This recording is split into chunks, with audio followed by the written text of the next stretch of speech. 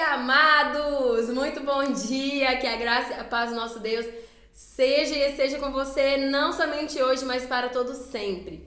Nossa, amados, estava ali agora fazendo a minha caminhada.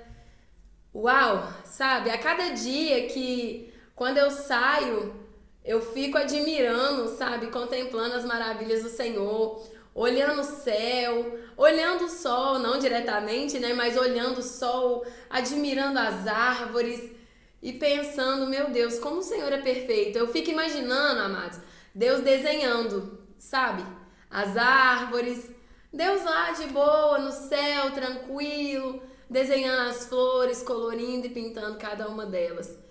E eu vou caminhar e eu fico assim. E eu acho que o povo vai passando de carro pensando que mulher é doida, mulher fica rindo sozinha.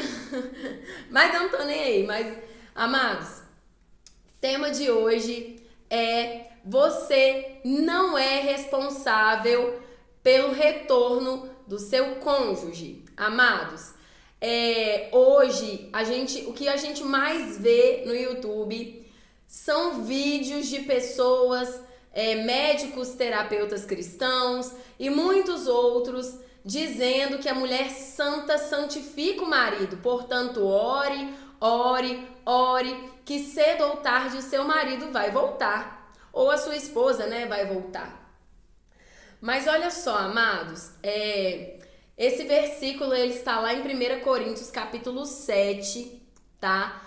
Mas mais pra frente, Paulo ele vai continuar dando instruções para nós. Mas olha, amados, eu acho muito errado, sabe? Eu sei, né, a carta de Timóteo vai dizer que toda a escritura é proveitosa para nós. Então, se Deus quiser falar com a gente em um versículo, ele vai falar. Se ele quiser falar numa vírgula, ele vai falar. Até porque, quando Jesus ele foi tentado por Satanás, ele respondeu com meio versículo. Então, assim, a palavra de Deus realmente, ela é proveitosa em todo o seu âmbito. Porém, amados, eu não posso, quando o assunto ele diz respeito a algo tão importante e abrangente quanto o casamento, eu não posso pegar apenas um versículo e jogar isso para vocês e falar assim, olha, a mulher santa santifica o marido, o homem santo não? Então assim, amados, veja bem, isso está, como eu disse, lá em 1 Coríntios, capítulo 7, dos versículos 12 ao 13. E olha só o que a palavra diz. Mas aos restantes eu digo eu, não, Senhor, se algum irmão tem esposa descrente e ela consente em habitar com ele, não a abandone. E a mulher que tem marido descrente e ele consente em habitar com ela, não o abandone. E lá no verso 14, que é o verso que todo mundo usa, né? Porque o marido descrente é santificado pela esposa e a esposa descrente é santificada pelo marido. Do contrário, os vossos filhos seriam impuros, mas agora são santos. Amados, aqui tá falando do descrente que ele consente em permanecer com a mulher crente. E a mulher crente é quem? É a mulher que se santifica, é a mulher que se purifica, é a mulher que está buscando a Deus. Essa é a mulher crente de que Paulo está falando aqui. Porém, ele está dizendo, olha, se esse marido ou se essa esposa, eles consentem, ou seja, eles estão aceitando habitar com você, sabendo da sua posição, sabendo do seu proceder, então permaneça com ele. Por quê? Porque as suas atitudes de todos os dias, a sua maneira de viver, a sua santificação santifica o seu marido. Por quê? Porque se ele consentiu em habitar com você, ele sabe que você tem um procedimento, ele sabe que você tem uma postura e ele vai, mesmo sendo descrente, procurar agir como tal também. Entende? Por exemplo, se ele consentiu em habitar com você sabendo que você é fiel, ele vai procurar ser fiel, sendo crente ou não. Você entendeu agora, amados? Porém, isso é na conduta diária, entende? É você agindo corretamente, diariamente, o seu marido, ele então vai sendo santificado, porque ele vai olhando para você e ele vai falando, nossa, a minha esposa se porta dessa maneira, então eu vou procurar me portar dessa maneira também. Por quê? Porque ele consentiu em habitar com você. Porém, amados, lá no verso 15 e 16, Paulo vai dizer assim, mas, porém, entretanto, se o descrente se apartar, aparte-se. O irmão ou a irmã não está sob a servidão neste caso, mas Deus chamou-nos para a paz. Porque como sabes, ó esposa, se tu salvarás o teu marido, ou como sabes, ó marido, se tu salvarás a tua esposa. Então veja bem, amados, se o seu marido, mesmo sendo descrente, mesmo sendo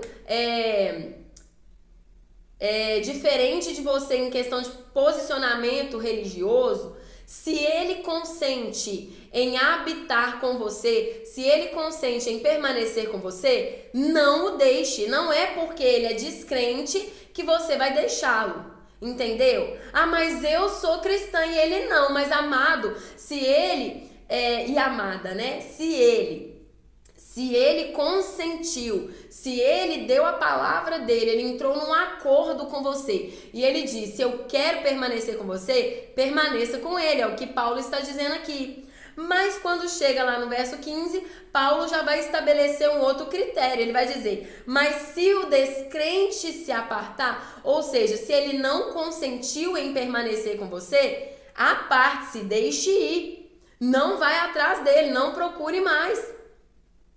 Entendeu? Deixa aí. E por quê? Porque Deus nos chamou para a paz. Se você habitar com um descrente que não consentiu em permanecer do seu lado, ele vai te criar problema, amados. Ele vai pro bar, ele vai para as drogas, ele vai procurar mulher na rua, ele não vai estar dentro daquele posicionamento que você decidiu ter mediante o Senhor.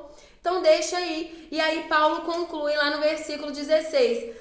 Porque, como sabes, ó esposa, se tu salvarás o teu marido? Ou como sabes, ó marido, se tu salvarás a tua esposa?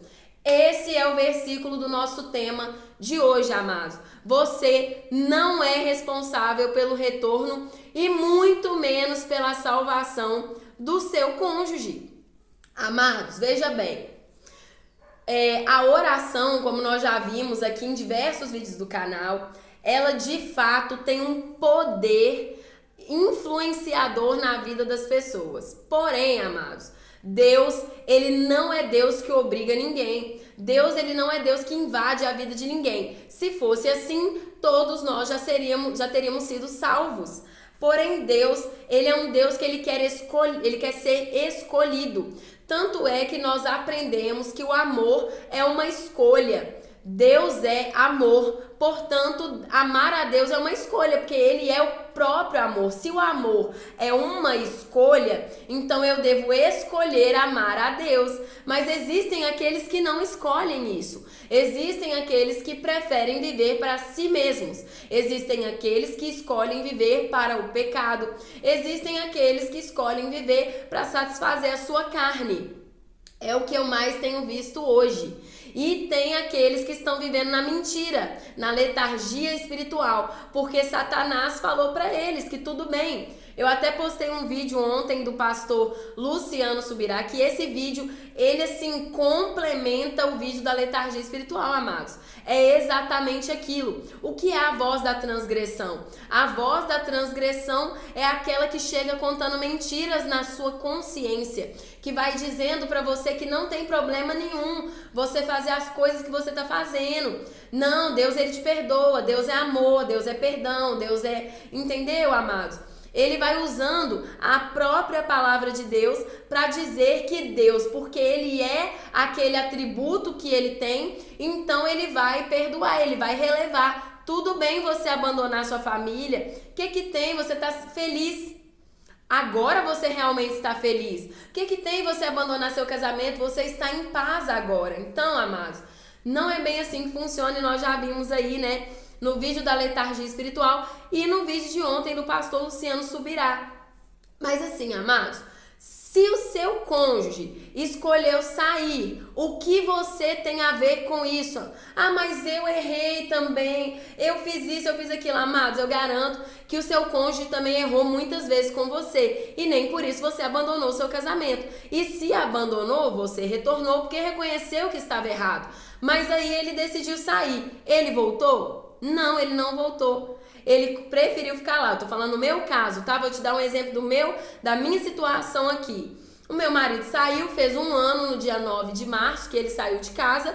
Ele não voltou e ele nunca veio aqui me procurar pra dizer assim, olha, eu quero voltar. Nunca. A não ser no momento de manipulação, pra poder me usar, pra poder obter sexo, né? Porque eu custei pra me libertar da ideia de que eu não posso me negar ao meu marido. Entendeu, amados? Eu custei pra me libertar disso. Então, a não ser nesses momentos, sim. Aí ele vinha, ele dizia que queria voltar pra casa, que tava com saudade, mas depois que ele conseguiu o que ele queria, amados, ele, ia embora, picava a mula dele, ia viver a vida dele lá fora com as mulheres. Até que eu descobri que ele tinha outras mulheres. Depois desse dia, acabou. Nunca mais.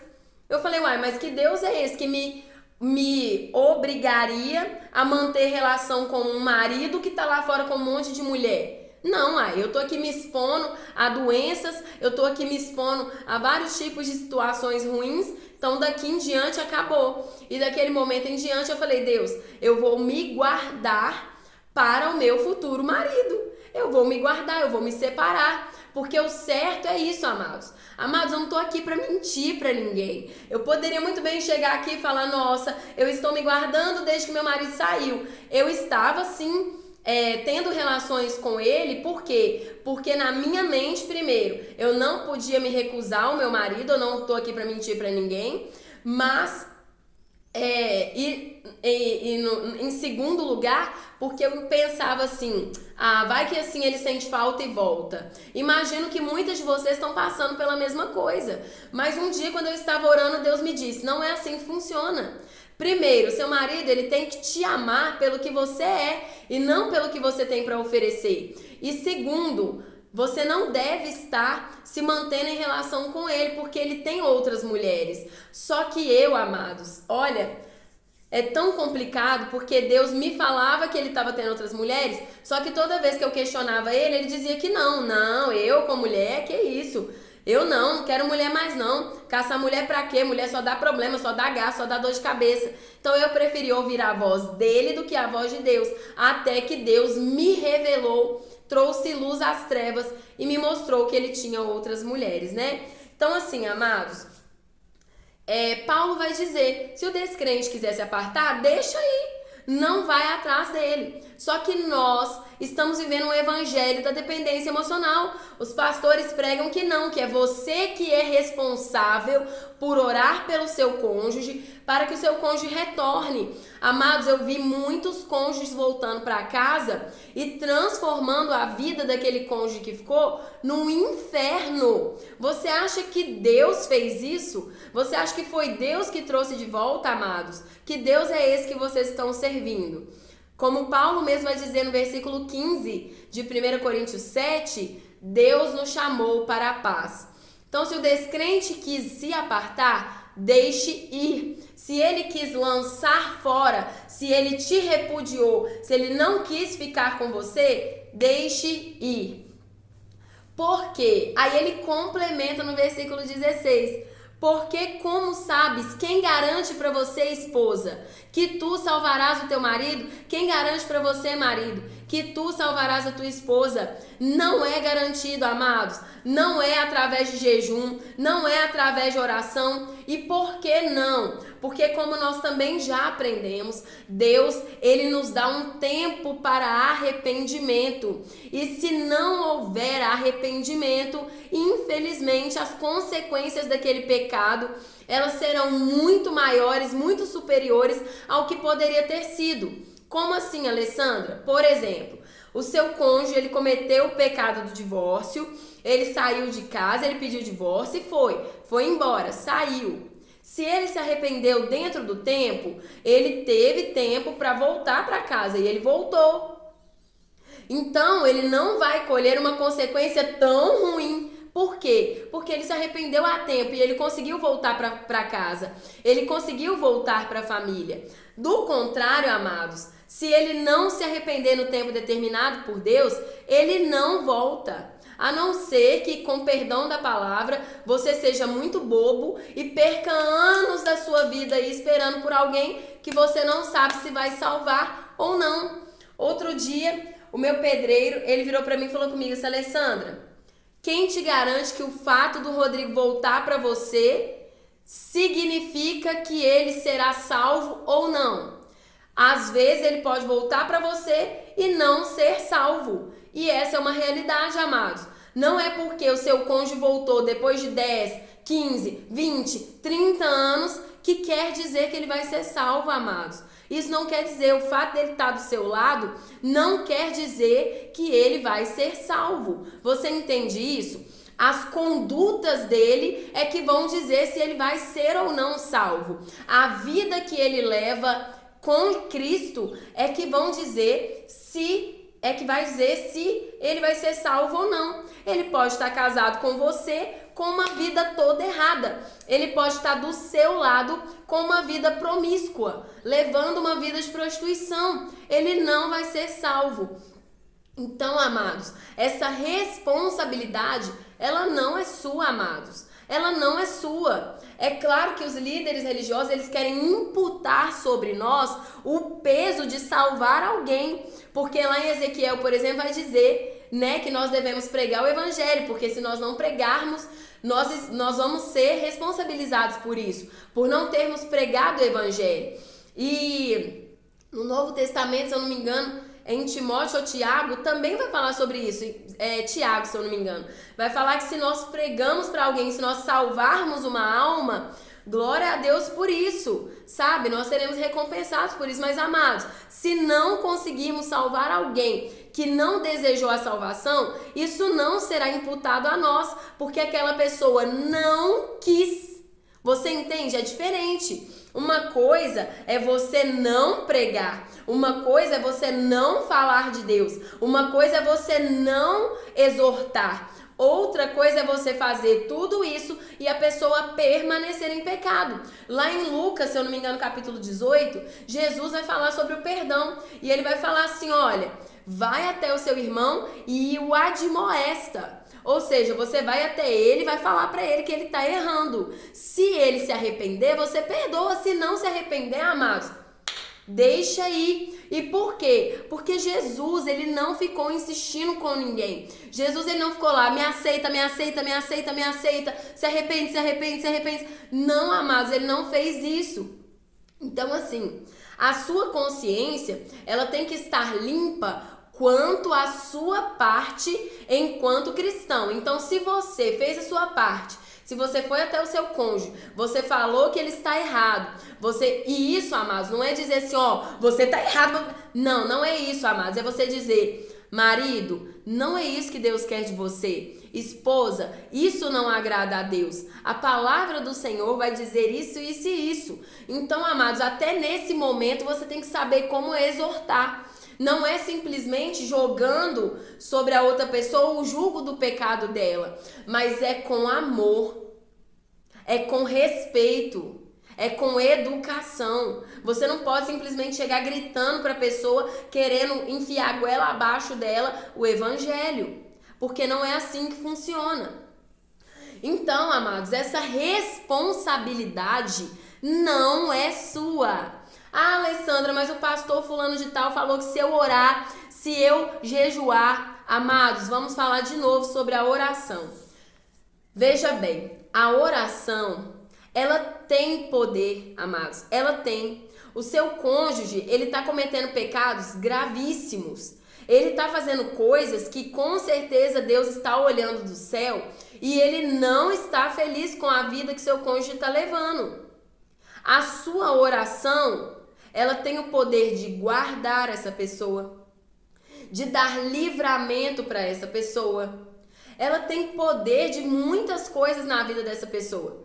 Agora, a sua oração não tem o poder de obrigar essa pessoa a voltar para Deus. A sua oração não tem o poder de pegar aquela pessoa e falar, você vai se arrepender, você vai se... Não, amados. Não. A sua oração não tem poder para isso. Tem muitos cônjuges que poderiam ter sofrido um acidente e não sofreram por causa da sua oração. Tem muitos cônjuges que poderiam ter morrido e não morreram por causa da sua oração. Mas então por que tem muitos cônjuges que eu orei,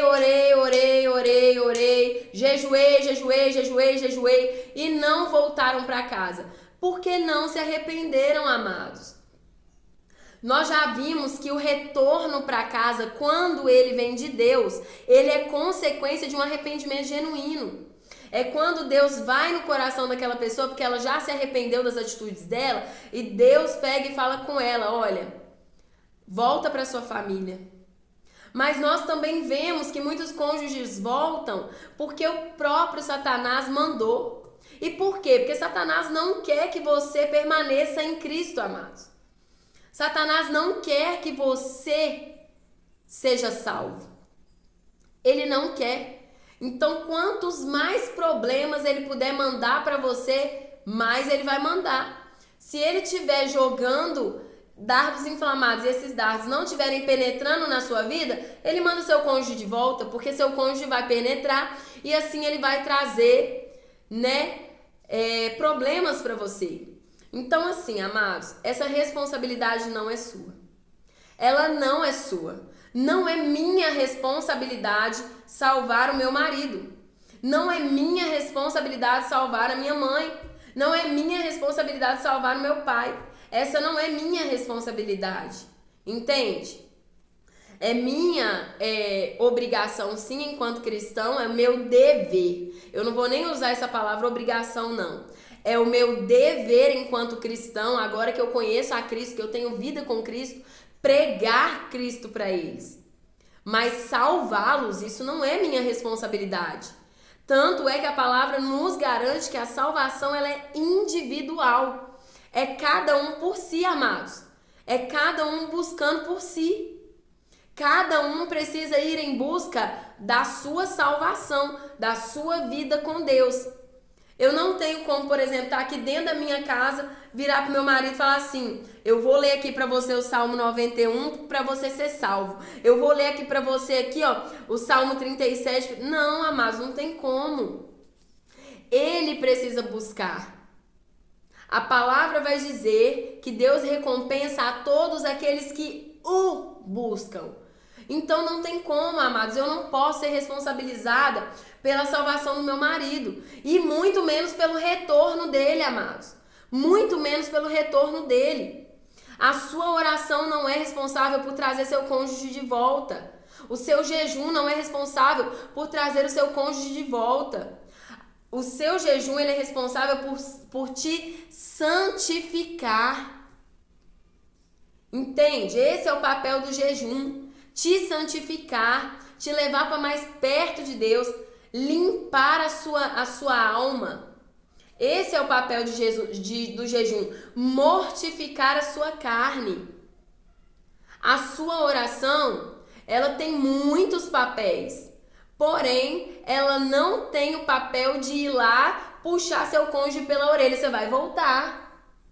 Não, me perdoe.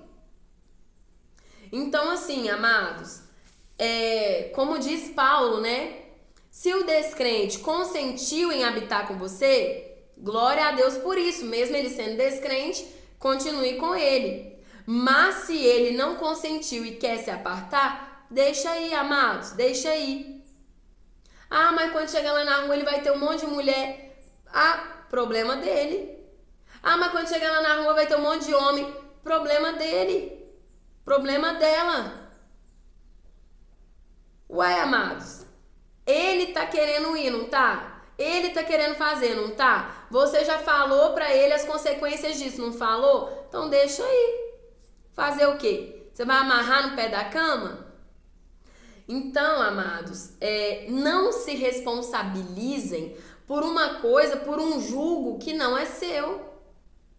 Tem muita gente carregando um jugo pesado nas costas porque tem líderes religiosos, pastores, padres e etc., falando que aquela pessoa tem que orar, tem que salvar a família e jogando um jugo sobre aquela pessoa que não é dela. Colocando um jugo sobre aquela pessoa que nem Deus colocou. Que nem Deus colocou.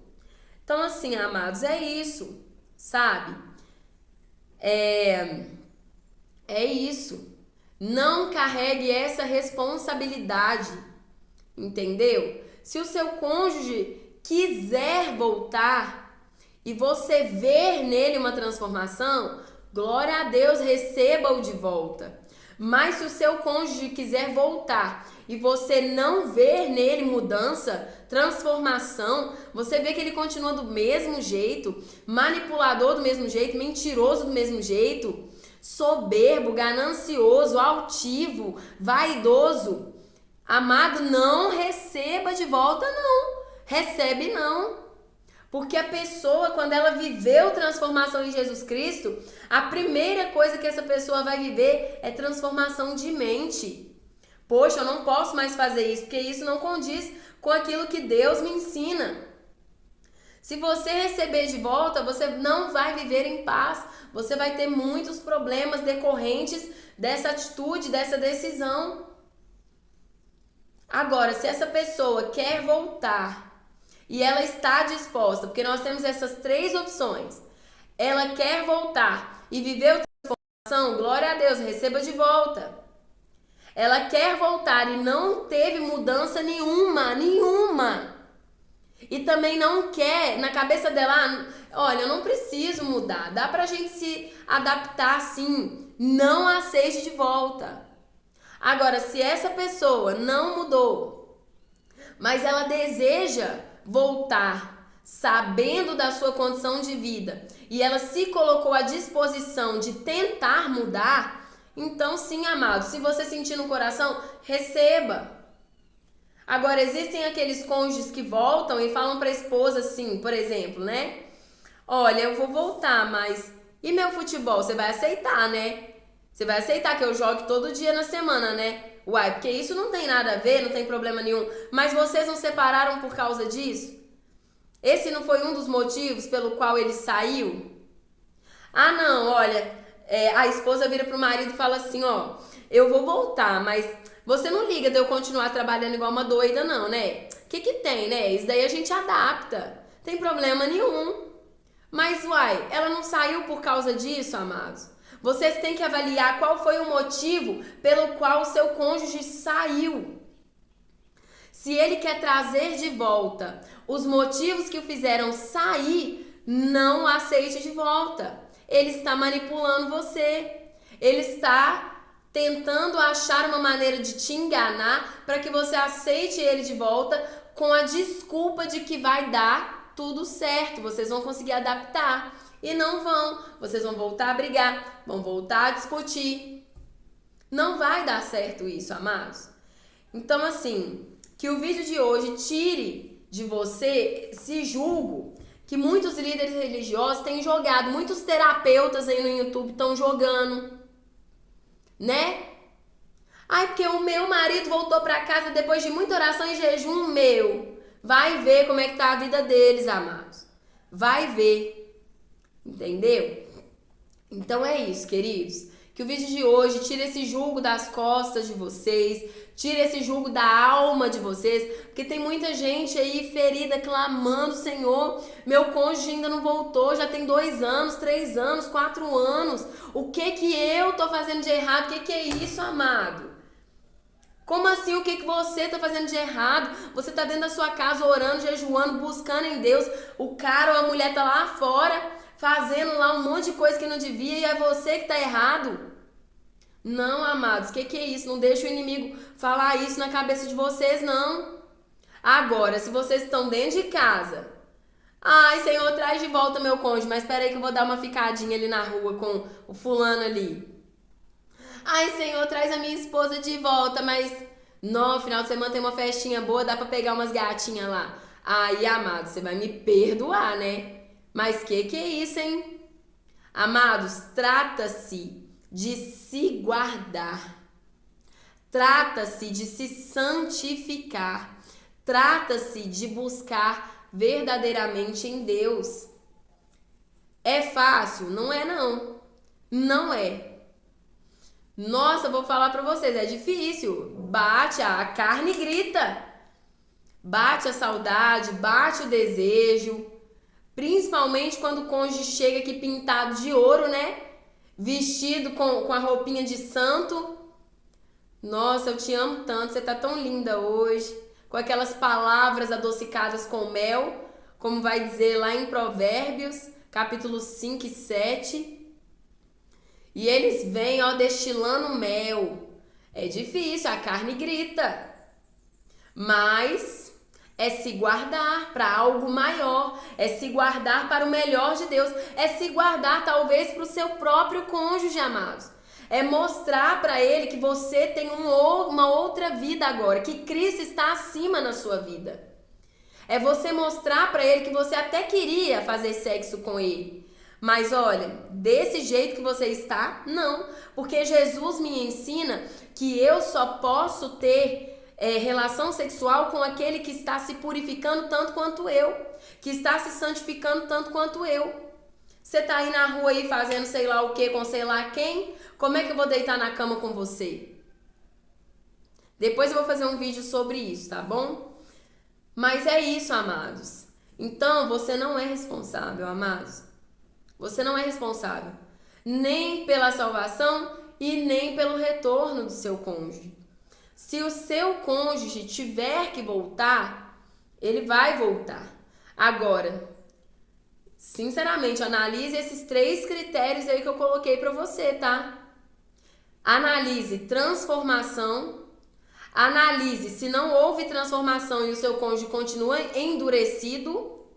E analise se não houve transformação e ele deseja, de alguma forma, ajuda para viver essa transformação. Entendeu? É você que tem que analisar. Não aceite mais qualquer coisa, amados. Não aceite mais qualquer coisa. Que isso? Que isso, amados?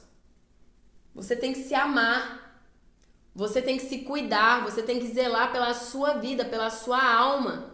Quando seu cônjuge vier com a desculpa assim pra você, a vida é uma só, né? Por isso que eu fui lá aproveitar. Você pega e fala com ele, pois é, a vida é uma só, por isso que eu não vou te aceitar de volta. Depois eu pego uma doença sexualmente transmissível aí, ó. Depois acontece uma coisa séria aí comigo aí, ó, por causa do seu pecado lá, eu vou colher consequência do pecado que é seu. Não, amados, não, não. Tem hora que é melhor nem aceitar de volta, amados. Tem hora que é melhor deixar as coisas como estão e deixar Deus trabalhar, deixar Deus fazer, sabe? Eu hoje, mais do que nunca, eu tenho convicção de que Deus está trabalhando, Deus está fazendo. Sempre tive essa convicção, mas hoje, mais do que nunca, eu tenho convicção do novo de Deus que está chegando. Eu tenho convicção disso. Alessandra, será que é seu marido que vai voltar? Não sei. Pode ser. Porque eu, amados, olha só. Eu creio num Deus que ele tem um poder e esse poder, ele não é limitado. Ao contrário do que muitos vão achar quando veem aí algumas coisas que eu falo, né? Mas é porque as pessoas levam tudo do jeito delas. Mas vamos lá.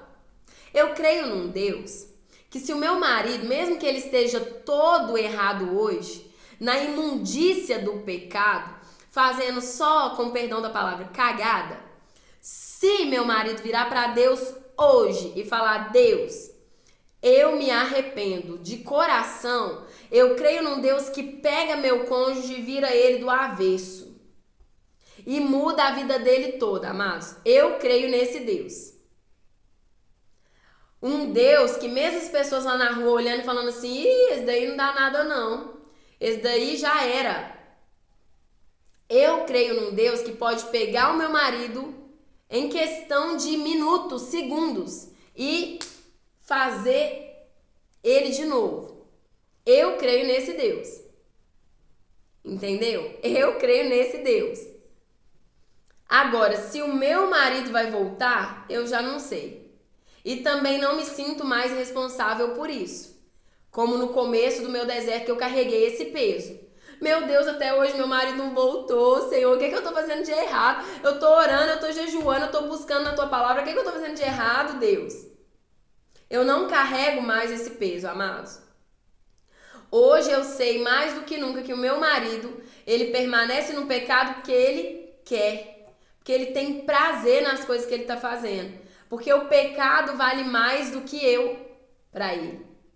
Porque o pecado vale mais do que minhas filhas para ele. Do que nossas filhas, né?